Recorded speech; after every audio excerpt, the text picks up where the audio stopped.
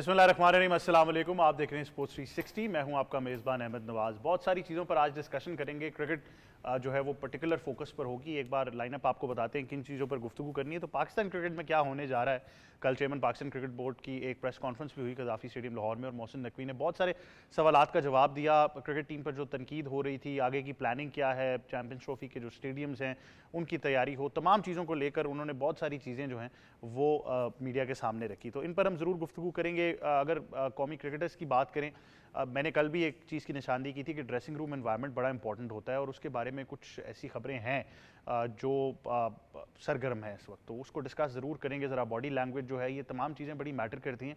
शान मसूद ने अपनी press conference में भी कहा कि जी हम माजरत ज़रूर करते हैं फ़ैन से कि रिज़ल्ट उस तरह का नहीं आया, लेकिन हमने पूरी एफर्ट पुट इन की। लेकिन उनकी कप्तानी को लेकर भी तनकीद की जा रही है कि शायद वो उस तरह की एग्रेसिव कप्तानी नहीं कर सके जिस तरह की पाकिस्तान के टेस्ट कैप्टन से दरकार थी। तो इस बारे में ज़रा गुफ्तगू करेंगे कि आगे क्या होने जा रहा है। मेरे ख्याल से कुछ चीज़ों को बड़ा पर्टिकुलरली डिस्कस करना है, तो फिर इनको हम डिस्कशन का हिस्सा ज़रूर बनाएंगे। उसके बाद पिंडी टेस्ट की बात करें तो पाकिस्तान टीम के लिए कुछ अच्छी खबरें नहीं हैं। ना सिर्फ आप टेस्ट मैच हारे, बल्कि स्लो ओवर रेट की वजह से आपके 6 world test championship points deduct किए गए हैं।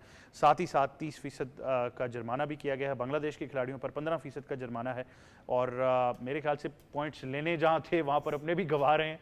तो ये मैं इसीलिए कह रहा हूँ कि कप्तानी जो है वो बड़ी मैटर करती है स्टेज के ऊपर, और ये तमाम चीज़ें अब हमें सोचनी पड़ेंगी। तो वर्ल्ड टेस्ट चैंपियनशिप फाइनल खेलने की बात में जहाँ हम कह रहे थे हमने पॉइंट्स लेने, वहाँ पर आप अपने भी 6 पॉइंट्स गवा बैठे हैं। उसके बाद ICC women's T20 world cup के शेड्यूल का ऐलान हो चुका है। पाकिस्तान भारत का टाकरा 6 अक्टूबर को होने जा रहा है, और 3 अक्टूबर को श्रीलंका, 11 को ऑस्ट्रेलिया, 14 अक्टूबर को जो है वो एक और टीम है उससे मुकाबला होने जा रहा है। इस बारे में हमने गुफ्तगू करनी है। पाकिस्तान का स्क्वाड आपके सामने रखेंगे। नई कप्तान हैं, क्या सोच लेकर जा रही हैं। इसके अलावा कुछ और स्क्वाड्स भी हैं, ऑस्ट्रेलिया, इंग्लैंड, इंडिया, इन 3 टीम्स ने भी अपने स्क्वाड का ऐलान कर दिया है। तो चारों टीम्स अब हो चुकी हैं पाकिस्तान को मिला के, इनकी स्ट्रेंथ और वीकनेस को डिस्कस करेंगे। फिर टूर्नामेंट की कंडीशंस किसको ज़्यादा सपोर्ट करेंगी, क्योंकि याद रहे टूर्नामेंट जो है वो यूएई में होने जा रहा है, तो इस पर भी हम तफसील में गुफ्तगू करेंगे। उसके बाद आपको बताएंगे टेनिस की दुनिया से नोवाक जोकोविच और अलेक्जेंडर ज़वेरेव जो हैं उन्होंने बहुत ही ज़बरदस्त परफॉर्मेंस अपनी दी है, और वो यूएस ओपन टेनिस जो मेन सिंगल्स है उसके दूसरे राउंड में क्वालिफाई कर चुके हैं। बहुत ही ज़बरदस्त एक कैलिबर वहाँ पर भी चल रहा है। तो इन तमाम चीज़ों पर गुफ्तगू करनी है। सबसे पहले मेहमानों का आपसे तारुफ कराते हैं। हमें स्टूडियोज़ में सबसे पहले ज्वाइन कर रही हैं हमारी कप्तान है, पाकिस्तान टीम की साबिक कप्तान रही हैं। She is our sports expert, she is been an international broadcaster, presenter and is a commentator, Sana Mir. अस्सलाम वालेकुम, कैसी हैं आप? बहुत शुक्रिया आप हमें ज्वाइन कर रही हैं। साथ ही साथ हमें ज्वाइन कर रहे हैं हमारे स्पोर्ट्स एक्सपर्ट हैं, एंकर भी हैं, कुछ मुख्तलिफ ओहदों पर फाइज रहते हैं स्पोर्ट्स में, सईद मोहम्मद अवैस। अस्सलाम वालेकुम। अल्लाह का शुक्र, बहुत शुक्रिया आप भी हमें ज्वाइन कर रहे हैं। और साथ ही साथ एक बहुत खास मेहमान आज हमें ज्वाइन कर रहे हैं, पाकिस्तान की नुमाइंदगी कर चुके हैं। अंडर 19 क्रिकेट हो या सीनियर क्रिकेट हो, T20 हो, फर्स्ट क्लास में ज़बरदस्त रिकॉर्ड रहा है, और बहुत अच्छी क्रिकेट खेलते आए हैं। पाकिस्तान का जब आप यूथ टैलेंट की बात जब भी करते हैं, नेक्स्ट जनरेशन ऑफ प्लेयर्स, तो इनका नाम हमेशा आता है, क्योंकि हम एक ऐसे शहर में रहते हैं जहाँ पर हमें सबसे ज़्यादा नज़र आते रहते हैं। तो इनके बारे में हम सुनते भी रहते हैं, जानते भी रहते हैं, अपडेट्स भी रखते हैं।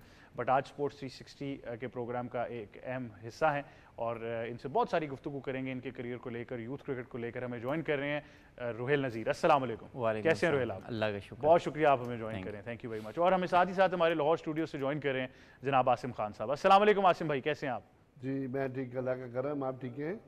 मैं बिल्कुल ठीक हूँ, थैंक यू। आप भी हमें ज्वाइन कर रहे हैं। आसिम भाई से भी हम अपना तजिया जो है वो जारी रखेंगे। रोहेल, आपसे पहले बात करते हैं। सबसे पहले तो बड़ा एक्साइटिंग करियर है आपका। हम जितने भी यूथ क्रिकेटर्स ख़ास तौर पर इस्लामाबाद पिंडी में उनकी बात करते हैं तो बड़ा रिलेट करते हैं आपसे। तो कैसा रहा है जर्नी आपका, क्योंकि आप भी पाथवे क्रिकेट से आए थे, तो कैसा जर्नी रहा है? आई थिंक मैं स्टार्टिंग से ही पीसीबी की क्रिकेट से आ रहा हूँ। अंडर 16 खेली पहले, फिर अंडर 19 खेली, फिर अंडर 23 पाकिस्तान ए, फिर पाकिस्तान शेन। तो बहुत अच्छा लगा कि स्टार्टिंग से ही एक सेटअप से आ रहा हूँ। अब इंशाल्लाह नेक्स्ट गोल पाकिस्तान का। बिल्कुल, ये आजकल जितने हमारे यूथ क्रिकेटर्स हैं ये बड़ा इस पाथवे को फॉलो करते हैं, लेकिन हमने हाल ही में देखा है कि थोड़ा सा फोकस क्रिकेट का ज़रा तेज़ हो गया था।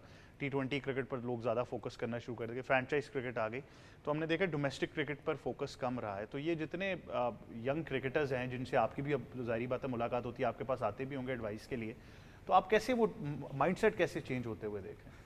आई थिंक अब जैसे मैं अंडर 19 से आया तो फिर पीएसएल क्योंकि फ़र्स्ट क्लास भी थी, तो पिछले 2-3 साल में ऐसा जब पीएसएल आई तो काफ़ी ज़्यादा जो भी यंग प्लेयर्स है उसकी कोशिश यही होती थी कि पीएसएल खेलूं और फिर PSL में परफॉर्म होके हाईलाइटेड हो जाता था और वो टीम में आता था। तो आई थिंक ये अच्छा भी है, लेकिन एट द सेम टाइम आप अगर डोमेस्टिक क्रिकेट, आई थिंक मेरा ये है कि मैं अंडर 19 से डोमेस्टिक भी खेला हूँ और उसमें भी, तो जो आई थिंक डोमेस्टिक क्रिकेट में है कि अगर आप 1-2 साल डोमेस्टिक खेल के परफॉर्मेंस करते हो तो आप ज़्यादा स्टेबल होते हो, आपको इंटरनेशनल लेवल पे ज़्यादा परफॉर्मेंस करने के चांस होते हैं। तो आई थिंक जो भी यंगस्टर होता है उसकी यही ख्वाहिश होती है पाकिस्तान को रिप्रेजेंट करूं, लेकिन at the same time domestic को वैल्यू देना बहुत ज़रूरी है। अच्छा, आप क्योंकि एक बड़ा इंपॉर्टेंट मॉडल है कि हम देखते हैं कि आप ज़रूरी नहीं है कि किसी टीम या कैंप के साथ हों तो काम करें। अब मैंने ज़ाती तौर पर भी आपको देखा, इवन जब क्लब चैंपियनशिप भी हो रही थी तो आप साइड में अपनी प्रैक्टिस आपकी जारी रहती है ग्राउंड में, और फिर आप जिधर नेट करते रहते हैं वहाँ पर, खैर मैं वहाँ पर रिहाइश भी मेरी है तो इनके बारे में खबरें मिलती रहती हैं, जिनके साथ नेट करते हैं बताते रहते हैं। तो यहाँ तो ये सेल्फ जो आपका एक एनालिसिस होता है या जो आपने अपने आप से मेहनत करनी है, जिस तरह मैंने कहा ज़रूरी नहीं है कि कैंप होगा तो हमारे प्लेयर्स जो हैं वो सोचें या यंगस्टर सोचें कि हम जाके ट्रेनिंग करेंगे, जो ज़ाती तौर पर आपने एक अपनी एफर्ट पुट इन करनी है उसके बारे में थोड़ा ज़रूर बताइए। आई थिंक जैसे मैं स्टार्ट से ही PCB के सेटअप में आया, अंडर 16 और अंडर 19 के टूर्स करना स्टार्ट किए, तो वो मेरे लिए बहुत अच्छे थे कि मैंने इंटरनेशनल का स्टैंडर्ड देखा कि वो कहाँ पे सेट होता है, और हमें पाकिस्तान के लिए खेलना है तो कितना अपनी आप फिटनेस को इम्प्रूव करना है। और वो तो मेरी यही कोशिश होती है कि मैं टीम में हूँ या ना हूँ, मेरे को वो स्टैंडर्ड अपने सेट करने हैं जिससे मैं जब भी टीम में जाऊँ तो मैं उसको मैचअप कर सकूं। तो इसीलिए मैं फ़िटनेस वगैरह भी करता हूं, और एक ही ग्राउंड है उधर ही प्रैक्टिस ट्रेनिंग अपनी करता हूं, तो उसका अल्लाह ताला रिवॉर्ड भी देता है कि टीम्स में जाता हूं और शामिल होता हूं पाकिस्तान लेवल पे। बिल्कुल। अच्छा, ये Sana is a very important factor जो हमारे शायद यंगस्टर्स अभी नहीं समझ पा रहे कि आप किसी टीम का हिस्सा होंगे, सेटअप का हिस्सा होंगे तो वो कैंप वगैरह ट्रेनिंग्स चलती रहेंगी, लेकिन एक आपकी वो ट्रेनिंग होती है जो आप खुद से कर रहे हैं, जो आप एक अकेले एफर्ट पुट इन कर रहे हैं, चाहे वो शैडो प्रैक्टिस है, बॉलर खाली नेट्स में बॉलिंग कर रहा होगा, ये वो चीज़ है जो आज जनरेशन में थोड़ी सी मिसिंग नज़र आ रही है। बिल्कुल, देखिए सबसे इम्पोर्टेंट ये होता है कि आप एक किताब, मैंने पहला टूर था साउथ अफ्रीका का, तो उसमें शॉपिंग पे हम लोग सारे निकले तो एक मुझे बुक मिली क्रिकेट के ऊपर, था उसका टाइटल था बी योर ओन कोच। वो बड़ा ज़रूरी होता है बिकॉज आपके कोचेस भी बदलते रहेंगे, आपके ट्रेनर्स भी बदलते रहेंगे। जितना अपनी गेम को, अपनी स्ट्रेंथ्स को, अपनी वीकनेसेस को आप जानते हैं वो कोई और दूसरा नहीं जान सकता। तो जब भी कोई आपको कोच आके भी मशवरा देगा अपने बैट को यहाँ से ऐसे पकड़ना है या अपने स्टांस को बदलना है या बॉलिंग में ग्रिप बदलनी है या कीपिंग में कोई टेक्निक बदलनी है, आपको पता होना चाहिए। और प्रैक्टिस के बाद उसको एक दफ़ा अप्लाई या 5-10 दफ़ा अप्लाई करने के बाद आपको पता होना चाहिए कि ये मेरे लिए फ़ायदेमंद है कि नहीं, और वो डिसीजन इवेंचुअली आपका होना चाहिए। अनफॉर्चुनेटली हम लोगों के अगर स्कूल में टीचिंग के कॉन्सेप्ट को देखें आजकल में, या कोचिंग के कॉन्सेप्ट को भी देखें, वो प्लेयर की मर्ज़ी उसमें से निकालने की कोशिश करते हैं। उनकी ये होती है कि जो मैंने बता दिया वो करो, ना करो तो ग्रज रख लिया जाता है। तो आई थिंक ये बड़ा ज़रूरी है कि आपको ख़ुद पता हो कि मेरे लिए क्या चीज़ फ़ायदेमंद है, और वही एक्चुअल जो प्लेयर बनता है, जो निकलता है, वो उसी में से निकलता है। और इसी तरीके से फ़िटनेस भी है, इसी तरीके से आपका स्किल लेवल भी है कि अगर तो आपको आपके कैंप के अंदर ऐसी फ़िटनेस नहीं मिल रही जो आप समझते हैं कि मुझे थोड़ी सी और पुश करनी है, तो बहुत ज़रूरी है कि आप उसको करें। और कभी कभी एट टाइम्स ऐसा होता है कि आपको ओवरलोड किया जाता है, तो वहाँ पर भी आपको बोलना आना चाहिए प्लेयर्स को। और आई होप कि सिस्टम भी इस तरह का बने कि वो सुनने की भी आगे से रिक्वायरमेंट करें, उसको ये ना कहें कि जी ये एक्सरसाइज नहीं करता है या कुछ भी। तो आई थिंक ये जो इन्वायरमेंट है ये बनाना इतना आसान नहीं है, इसको एक कल्चर डेवलप करना पड़ता है। डिफरेंट स्टाइल्स ऑफ लीडरशिप भी होती है, कुछ कोचेज़ होते हैं जो ज़रा ज़्यादा एग्रेसिव होते हैं, कुछ जो होते हैं वो सुन लेते हैं आपकी। तो ये एक कल्चर, पूरा कल्चर आपके स्पोर्ट का बनना पड़ता है। और रोहेल की आपने बात की, इवेंटफुल बहुत इसकी जर्नी रही है, बड़े सब्र से इसने बोला है, बहुत अप्स एंड डाउन्स भी रहे हैं, पर अच्छी चीज़ ये है कि ये मेहनत कर रहा है। और हमें तो नज़र आता है कि बहुत ब्राइट फ्यूचर है इसका इंशाल्लाह। और आई होप इसी तरह मेहनत करता रहे तो हम इसको आगे जल्द देखें इंशाल्लाह ज़रूर। वैसे ये बी योर ओन कोच किताब आपके करियर की तरफ एक हमला तो कर गई है लेकिन आपका जो एक डोमेन है उसमें भी अगर आप, क्योंकि सबसे ज़्यादा यूथ के साथ काम कर रहे हैं, तो ये जो मैंने एक रोहेल से भी गुफ्तगू में अंदाज़ा हम लगा रहे हैं कि वो एक जो कल्चर है, और ख़ास तौर पर रोहेल की एग्जांपल इसलिए ज़रूरी है कि वो ही स्टिल फोकस्ड कि यार मैंने अपनी मेहनत करते रहना है रिगार्डलेस के रिजल्ट्स वहाँ पर क्या आ रहे हैं।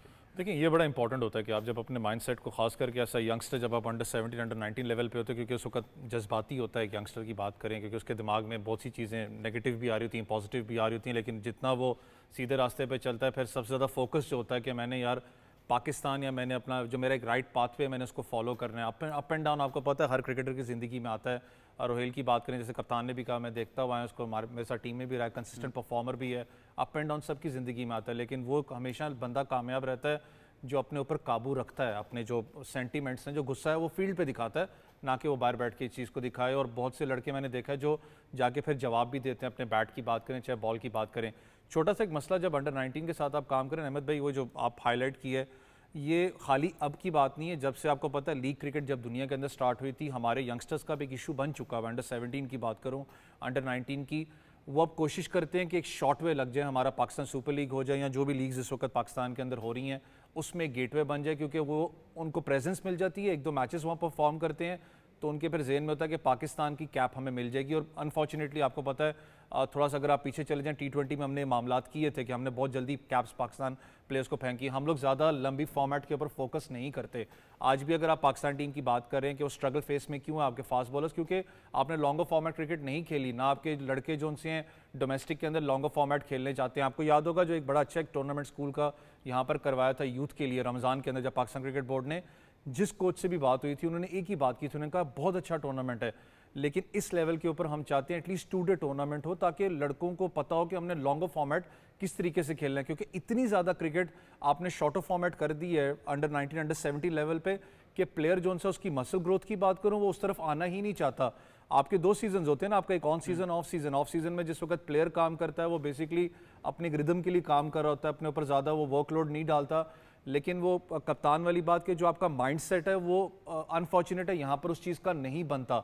हम लोग क्या करते हैं कि ऑफ सीजन के अंदर जाते हैं, एक प्लेयर अगर बैट्समैन अगर फास्ट बॉलर भी है वो 3-4 अपना ओवर करवाएगा, 5 का स्पेल कर लेगा, 6 का कर लेगा, उसके बाद वो पैड करके नेट करने चला जाता है। वो ज़्यादा कोशिश करता है कि मुझे बॉलिंग मशीन मिल जाए, वहाँ पर जाके मैं वीडियोस थोड़ी सी लिटरली बना लूँ ताकि थोड़ा बहुत मेरे पास एक पैकेज ईज अप अपने आप को रखता है। वो उसको लोड मैनेजमेंट पे क्यों नहीं जाता, क्योंकि ना उसके पास उस लेवल के ऊपर जाके को एज सच कोई कोच होता है, ना उसके पास एडवाइजर होता है। अच्छा, ये बड़ा इंपॉर्टेंट वर्कलोड मैनेजमेंट कप्तान का ये सवाल है, ये आई थिंक रोहेल से भी हमें पूछना चाहिए कि रोहेल वर्कलोड मैनेजमेंट जो है उसको आप कैसे देखते हैं, क्योंकि आजकल क्रिकेट की फ्रीक्वेंसी बहुत ज़्यादा हो गई है और ऑब्वियसली ना सिर्फ इंटरनेशनल लीग्स हैं, डोमेस्टिक क्रिकेट भी अब ज़्यादा होने लगी है, नए टूर्नामेंट्स हम लेकर आ रहे हैं, तो फिर उसमें एक एज अ प्लेयर आपने वो वर्कलोड कैसे मैनेज करना है? आई थिंक जैसे सना मैम ने बोला है कि आपको अपना बहुत आइडिया होता है इवन फिटनेस का, या आप जो भी काम कर रहे होते हो, जब आप अचानक किसी कैंप में जाते हो या ट्रेनर होता है या कोई भी होता है, तो बहुत ज़रूरी है कि अपना बताना कि ये मैं करता हुआ आ रहा हूँ और मुझे ये रिक्वायरमेंट है। अगर वो नहीं बताएंगे, अगर वो एक्स्ट्रा करवा देगा तो उसमें इंजरी के भी चांसेस होते हैं।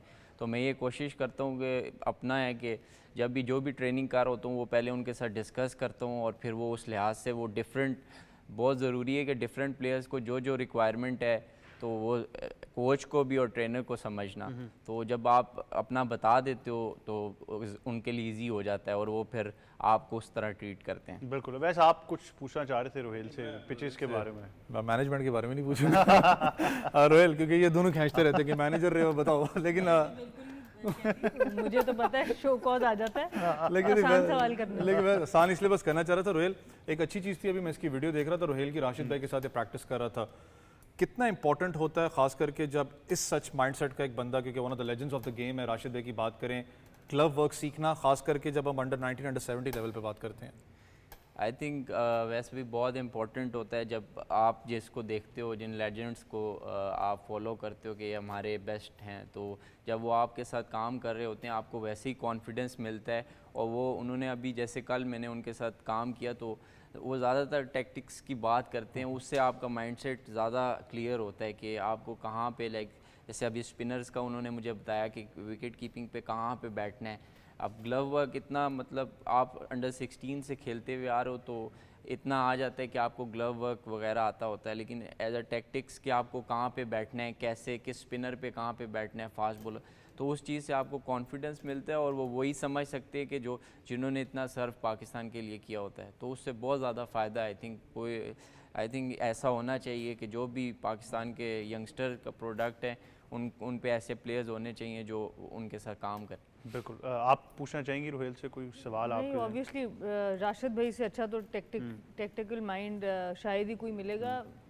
यही है रोहेल, ऑब्वियसली आपने भी अप्स एंड डाउन्स देखे हैं। सबसे ज़्यादा आपको क्या लगता है ज़रूरी क्वालिटी है जिस वक्त इंसान गिरा होता है, जिस वक्त बहुत से यंगस्टर्स भी आपको देख रहे हैं, आपको किस चीज़ ने सबसे ज़्यादा हेल्प किया है कि जब बंदा अपना रीफोकस करता है, आपकी किसी की टीम से ड्रॉप होते हो, फिर बंदा डिसअपॉइंट होता है, तो क्या आपका क्या माइंडसेट होता है उस टाइम पे? आई थिंक मैंने छोटी एज में काफ़ी सक्सेस भी देखी है, टूर्स पे परफॉर्मेंस भी की, फिर कैप्टनसी की, उसके बाद फिर कई जगहों पे डिक्लाइन भी हुआ है, लेकिन उससे मुझे ये सबक ज़रूर मैं अपने आप को माइंड में ये देता हूँ कि जैसे मैं खेल रहा होता हूँ पीछे भी मेहनत कर रहे होते हैं, तो इसी तरह से हम जब आपसे परफॉर्मेंस नहीं हो रही होती, आप बेसिक्स पे आते हो और अपने आप को मेंटली ये कहते हो कि यार मैं बेस्ट हूँ, मैं पहले परफॉर्मेंस कर चुका हूँ, तो मैं अपने आप को यही मैसेज देता हूँ कि मैं बेस्ट हूँ और इसी पे ज़्यादा जो मेरे टेक्टिकल फॉल्ट्स हैं और वो उस पर कोशिश करता हूँ कि, तो इसीलिए अभी वही मोटिवेशन मेरे को वो मेहनत कराती है और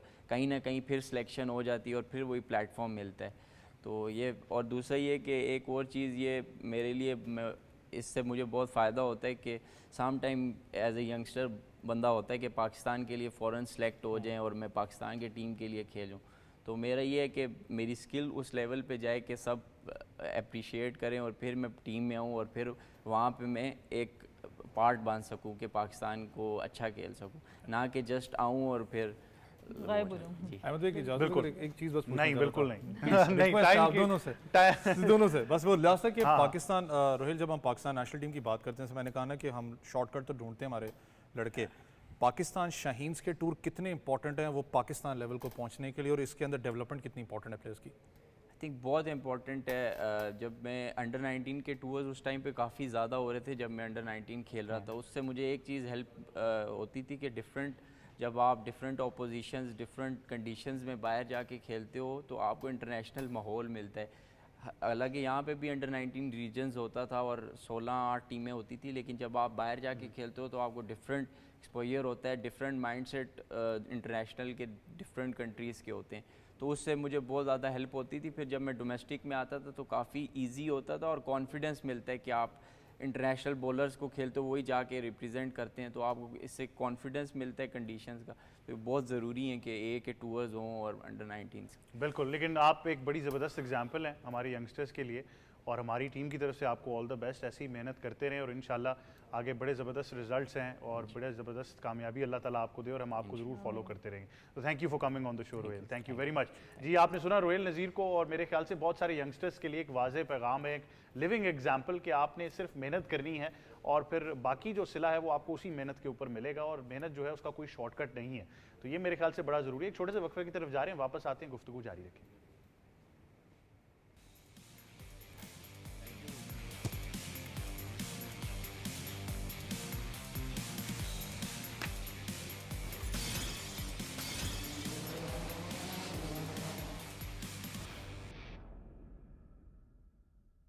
पाकिस्तान क्रिकेट के ऊपर बहुत सारी अहम चीज़ें हैं जिनको डिटेल में डिस्कस करना है। मैं एक और मेहमान का आपसे तारुफ करा दूं और फिर डिस्कशन हम जारी रखेंगे। हमें अब ज्वाइन कर रहे हैं, कोच भी हैं, साबिक फर्स्ट क्लास प्लेयर भी रहे हैं, इनसे भी बात करेंगे पाकिस्तान की परफॉर्मेंस को लेकर और पीसीबी में आजकल क्या चल रहा है। ज़हूर भट्टी साहब, अस्सलाम वालेकुम सर, कैसे हैं आप?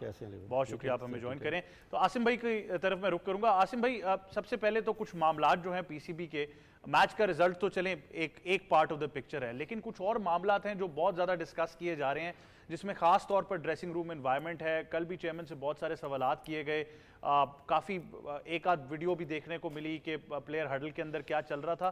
तो ये तमाम चीज़ें आप किस तरह देख रहे हैं पाकिस्तान क्रिकेट बोर्ड में? अहमद भाई, जो कुछ नज़र आ रहा है उसमें तो बिल्कुल ये बड़ी बुरी तरफ ये मामला जा रहे हैं, क्योंकि प्लेयर्स की आपस में वो बात ही नहीं है जो होनी चाहिए। प्लेयर्स एक दूसरे से लगता है नाराज़ हैं। मेरा ख्याल है अगर आप वो वीडियो की बात करें तो वो वीडियो ये है कि शान मकसूद ने अपना हाथ उनके कंधे पे रखा है शहनशाह अफरीदी के, तो उन्होंने उनका हाथ पीछे कर दिया है। तो this is not a good sign for I mean team build करने के लिए या जेल होने के लिए, क्योंकि बाहर से देखने वाले वो फ़ौरन जान जाते हैं ये क्या हो रहा है। तो मैं समझता हूँ कि ये बहुत इसको सीरियस लेना चाहिए और ये बड़ा सीरियस एक्ट है। और रही बात हमारे चेयरमैन साहब हैं, वो मेरा ख्याल है बड़ी समझदारी से पाकिस्तान क्रिकेट के मामलात को देख रहे हैं। कल जो सवाल उनसे हुए उनमें से कई सवाल ऐसे थे जो मेरा ख्याल है कि वो उन्होंने बड़ी अच्छा उनका जवाब दिया है, और मैं समझता हूँ कि वो कुछ ना कुछ इसकी डेप्थ में जाएंगे, और जाना भी चाहिए, क्योंकि ये पाकिस्तान का मामला, ये कोई क्लब क्रिकेट नहीं है कि यहाँ पे सिर्फ आप अपनी मर्जी करेंगे। नहीं, आप पूरी कंट्री को रिप्रेजेंट कर रहे हैं, और जब आप पूरी कंट्री को रिप्रेजेंट कर रहे हैं तो आपका बिहेवियर, आपका एटीट्यूड ऐसा होना चाहिए कि आप प्रो लगे, आप क्रिकेटर लगे, आप प्रोफेशनल लगे। ये नहीं कि आप ये लगे कि जी आप इंडिविजुअल क्रिकेट खेलने के लिए आए हुए हैं। ऐसा नहीं होगा, और ना होने देंगे पाकिस्तान क्रिकेट बोर्ड के जो मेंबर्स हैं और जो अहदेदार हैं। तो मैं समझता हूँ कि इन चीज़ों से हमें पाक होना चाहिए। अगर हमने अच्छी क्रिकेट खेलनी है तो हमें मिल बैठ के चलना चाहिए। पाकिस्तान का शुरू से अलमिया ये है कि पिछले 2-3 साल से कि ये हो रहा है कि जी हम एक दूसरे से बटे हुए हैं, तो ऐसा होना नहीं चाहिए।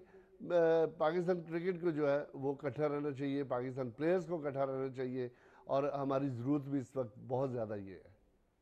अच्छा आसिम भाई, शान मसूद को लेकर काफ़ी सवालात उठ रहे हैं। बात सिर्फ परफॉर्मेंस तक नहीं है, कप्तानी की भी बात आ रही है। इवन जो ये टीम के कुछ मसाइल होते हैं, कप्तान या टीम मैनेजमेंट ने मिल के हल कर रहे हैं। अभी स्लो ओवर रेट की वजह से ना सिर्फ एक जुर्माना हुआ है 30% का, बल्कि उसके अलावा 6 इंपॉर्टेंट जो वर्ल्ड टेस्ट चैंपियनशिप पॉइंट्स थे उनको भी डिडक्ट कर लिया गया है। तो ये बार बार बात की जा रही है, फिर वो डिक्लेरेशन का सवाल हो। आप खुद क्योंकि कोच भी रहे हैं, क्रिकेटर भी रहे हैं, आप इस चीज़ को समझ सकते हैं कि जी वो एज अ प्लेयर आप पर क्या ओनस होता है, एज अ कोच या मैनेजमेंट ने फिर क्या करना है। लेकिन ओवरऑल शान मसूद पर बहुत ज़्यादा तनकीद हो रही है कप्तानी को लेकर।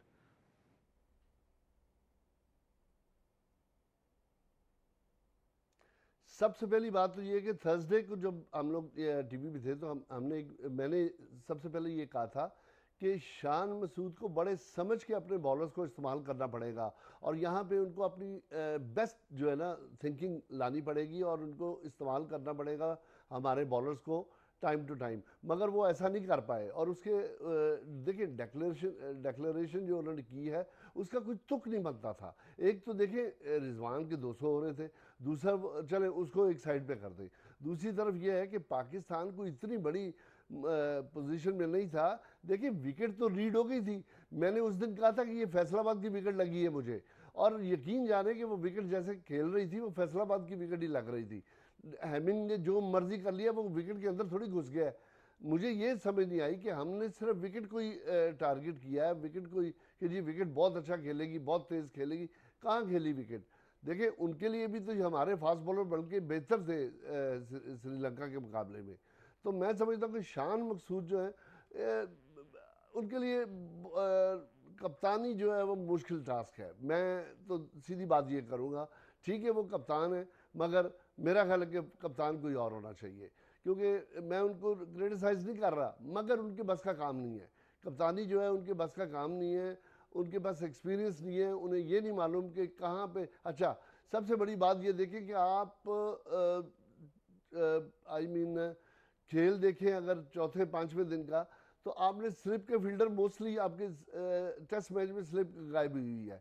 देखिए ये चीज़ें बड़ी नोट करनी पड़ती हैं। ना आपने किसी बॉलर्स को कहा कि भाई यॉर्कर करो, ना आपके बॉलरों ने कोई अंदर ला। देखिए हम रिवर्स स्विंग के मास्टर हैं, तो हमारे पास अगर शाहीन शाह अफरीदी इतने मैचेस खेलने के बाद अगर उनसे रिवर्स स्विंग नहीं हो रही तो हम क्या करेंगे फिर? मुझे ये बताएं। सबसे बड़ी बात तो मैं ये करूँगा कि हमारे जो फास्ट बॉलर्स हैं उसमें नसीम शाह हैं, शाहीन शाह अफरीदी हैं, इनसे क्या रिवर्स स्विंग नहीं हो रही? आपके पास मौसम भी है, आपके पास विकेट भी वैसी है, तो फिर भी आप रिवर्स स्विंग नहीं कर रहे, तो इसका मतलब है कि कहीं ना कहीं हम जो है वो ये खिलाफ पैदा कर रहे हैं। तो मैं समझता हूँ कि ये हमें इसको बड़े गौर से और बड़ा नाप तोल के देखने में, और शान मकसूद जो है उनको अभी बड़े एक्सपीरियंस की ज़रूरत है। बिल्कुल, वुमेंस क्रिकेट के ऊपर मैंने लाजमी बात करनी है, और क्योंकि टूर्नामेंट शुरू होने जा रहा है, स्केड्यूल का भी बाकायदा तौर पर ऐलान कर दिया गया है। जैसा कि मैंने आपको बताया, इंग्लैंड, ऑस्ट्रेलिया, इंडिया और पाकिस्तान के स्क्वाड्स अब तक हमारे सामने आ चुके हैं, और बाकी भी स्क्वाड जो हैं वो जैसे जैसे आते जाएंगे तो डेफिनेटली उनको भी डिस्कस करते रहेंगे। बट कप्तानी की बात तो आपसे कल हुई थी, आपने भी कहा कि बड़े क्रिटिकल मोमेंट पर। अब कंडीशंस अगर वो वाली हम देखें तो किस तरह की क्रिकेट हमें ज़्यादा फ़ायदा दे सकती है, या हमारी जो स्ट्रेंथ है इस टीम को लेकर, स्क्वाड को लेकर, वो कंडीशंस उसके साथ कैसे मैच करेंगे? देखिए ओवरऑल शारजा में मेरे ख्याल से पाकिस्तान की टीम का सिर्फ एक मैच है, बाकी सारे मैच दुबई क्रिकेट स्टेडियम में, और जनरली दुबई क्रिकेट स्टेडियम की बड़ी बैटिंग विकेट्स होती हैं। और आपको बड़ा सोच समझ के आपके बॉलर्स को इस्तेमाल करना पड़ता है, इतना आसान नहीं होता। आउटफील्ड का ज़रा उस तरह से लाइटनिंग नहीं होती, अच्छी आउटफील्ड है, पर जनरली अच्छी ठीक बैटिंग विकेट आपको मिल जाती है, डिपेंडिंग कि उस मौसम भी कैसा है। कभी कभी स्पिनर्स का रोल इम्पॉर्टेंट हो भी जाता है वहाँ पर, ऐसा नहीं है कि बिल्कुल ही फ्लैट ट्रैक होता है, बट मौसम बड़ा डिपेंड करता है। दुबई में आप किस मौसम से में खेल रहे हैं, तो अक्टूबर जिस तरह का महीना है, आई थिंक शायद थोड़ी बहुत आपको मदद भी मिल जाए। स्पिनर्स तो हमारे पास बहुत अच्छे हैं, एक स्पिनर जो इन्होंने मिस किया वहाँ से उम्मे हानी को ज़रूर होना चाहिए था। हमने देखा है पिछले मैचेस में भी 2 लेग स्पिनर 2 लेफ्ट आर्मर से जब हम गए हैं, तो जहाँ पे अच्छे लेफ्ट हैंडर्स हैं जैसे इंडिया की टीम है, श्रीलंका की टीम है, वहाँ पे हम लोग फंस गए हैं। तो आपके पास उमाइमा बहुत अरसे बाद टीम में आई है वापस, और उसका मेन काम बैटिंग था, बॉलिंग भी वो कर लेती है, और साथ निदा है। लेकिन उमाइमा को मुझे ऐसे लग रहा है ये लोग एक फुल टाइम बॉलर की तरह यूज़ कर रहे हैं, पर उम्मे हानी एक स्पेशलिस्ट बॉलर थी, तो मुझे लगता है कि हम अवे स्पिन वाले बॉलर ज़रा ज़्यादा लेके जा रहे हैं। 4 स्पेशलिस्ट लेके जा रहे हैं, जिसमें हम सादिया इकबाल को देखते हैं, नशरा को देखते हैं, हम तूबा को देख रहे हैं, और साथ हम अरूप शाह को देख रहे हैं। तो इनमें से किसी एक की जगह आप एक ऑफ स्पिनर भी स्पेशलिस्ट डाल सकते ये हैं। तो बॉलिंग होगी। बैटिंग में अगर फोकस करें तो वो मॉडर्न डे टारगेट्स की हमने लास्ट टाइम भी बात की थी, हमारे एवरेज स्कोर वही 90 to 100 के दरमियान में, कहीं ना कहीं हमें वो थोड़ा सा हम स्ट्रगल कर रहे हैं कि हम एक्सेलरेट नहीं कर पा रहे। देखिए बैटिंग का ऑर्डर बड़ा ज़रूरी है। सिर्फ एशिया कप में आखिरी मैच में अच्छा ऑर्डर खिलाया, जहाँ पे निदा 4 पे आई, आलिया 5 पे आई, और फिर नीचे फातिमा सना 6 पे आई। ये ऑर्डर रखते हैं तो हमारे पास चांस है कि हम बड़ा स्कोर कर सकें। जब निदा 5वें 6ठे 7वें पे जाके आलिया और निदा आएंगे, उस वक्त तक मैच आधा आपके हाथ से निकल चुका होता है। T20 आपको कमबैक का चांस नहीं मिलता, आपको ऊपर से भी अटैक करना और फिर एंड तक अटैक पे रहना है जब आप अच्छी टीमों को हराना चाहेंगे। आप जितनी बड़ी टीम्स देख लें, जो हमारी अट्टापटू ओपन करती है, स्मृति मंदाना ओपन करती है, हरमन पहले 4 में आती है, तो आपका कोई भी टॉप बैटर्स जो हैं वो टॉप 4 से नीचे में नहीं आते। तो ये पाकिस्तान टीम को समझना पड़ेगा कि आपके जो टॉप बैटर्स हैं उनको पहले 4 में खेलना चाहिए, और फिर 5वें 6ठे नंबर पे जो तेज़ खेल सकें उनको लाना चाहिए। वैसे यूएई की कंडीशंस जनरली बड़ी एक ट्रेडिशनल सॉर्ट की हैं, तो पाकिस्तान वुमेंस क्रिकेट ऑब्वियसली अगर उस तरह की क्वालिटी क्रिकेट खेले तो फ़ायदा उठा सकती है उससे। देखिए अहमद भाई, मुझे लगता है सूट करेगा पाकिस्तान क्रिकेट को, क्योंकि वहाँ पर ऐसा जो आपको बाउंस मिलता नहीं है। शारजा स्टेडियम में हमारा एक ही मैच है जो कप्तान कह रही है, वहाँ पर वो ज़्यादा बैटर फ्रेंडली विकेट है, वहाँ पर हाई स्कोरिंग गेम होता है। दुबई स्पोर्ट्स सिटी की बात करें तो अगस्त तक कर लें कि वहाँ पर टर्न आपको ट्रैक मिलता है, सितंबर अक्टूबर के अंदर की थोड़ी ब्रीज अपना होती है, तो आपको वहाँ पर ज़्यादा फ्रेंडली विकेट मिलती है, लेकिन बैकफुट वाली विकेट नहीं, आपने फ्रंट फुट पे ही खेलना है। सबसे बड़ा जो इशू रहा ना पाकिस्तान टीम में, जो पहले भी हम हाईलाइट करते हुए हैं, वो था फ्लक्चुएशन का। आपने बहुत ज़्यादा अपने ओपनिंग डिपार्टमेंट को भी शफल किया है, मिडिल ऑर्डर में भी आपकी स्टेबिलिटी नहीं थी कि किस प्लेयर को किस पोजीशन पे हमने खिलाना है। आज भी मुझे उसकी कमी तो बहुत ज़्यादा महसूस होती है। आयशा नसीम की हम बात करें, लेकिन एक अच्छा रोल आपका ऐसा कप्तान फातिमा सना इस वक्त मौजूद हैं, ऑलराउंडर अच्छा बन सकती हैं, लेकिन इन्वेस्टमेंट बिल्कुल, लेकिन उनको भी कंसिस्टेंसी देनी होगी Consistency डेफिनेटली। ज़रूरत बट है। बहुत शुक्रिया अवैस, सना, ज़हूर साहब और आसिम खान साहब हमें ज्वाइन कर रहे थे। यही था आज का स्पोर्ट्स 360। मुझे और टीम को दीजिए इजाज़त। अल्लाह हाफ़िज़।